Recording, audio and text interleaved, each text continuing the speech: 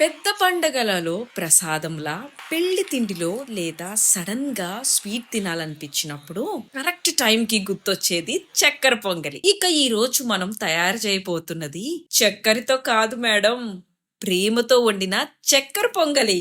కావలసిన పదార్థాలు చెప్పేనా?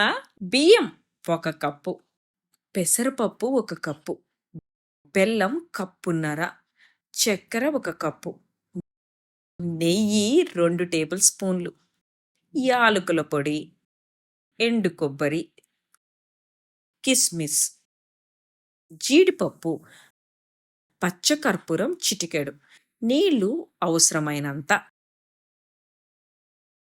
చింతలి వంటిల్ని మాత్రం సబ్స్క్రైబ్ చేసుకోండి మేడం.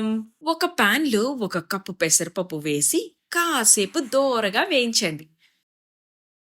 తర్వాత 30 నిమిషాలు నానబెట్టిన బియ్యం కుక్కర్లో వేసి వేయించిన పెసరపప్పు కూడా వేసి శుభ్రంగా కడిగి తరువాత బియ్యము పప్పు కలిపి కుక్కర్లో 3 కప్పుల నీళ్లతో బాగా ఉడికించి తీసి పక్కన పెట్టుకోవాలి.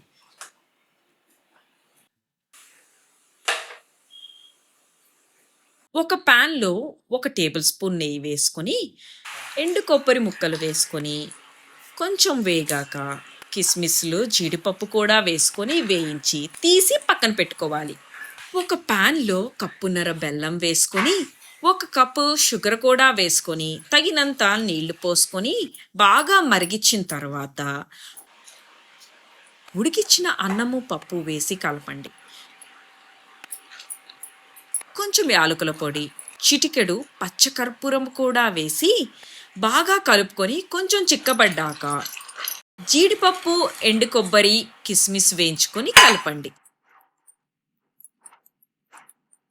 ఇప్పుడు ఒక బౌల్లోకి తీసుకొని చిన్న ముద్ద నోట్లో పెట్టుకోండి.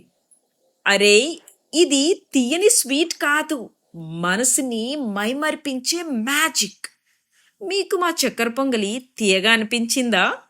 అయితే ఒక లైక్ కొట్టండి, మీ అత్తగారికి షేర్ చేయండి. మీ వంటింటి లోకాన్ని మళ్ళీ తీపు తీపు చేసుకోవాలనుకుంటే చింతలి వంటిల్ని మాత్రం సబ్స్క్రైబ్ చేసుకోండి మేడం.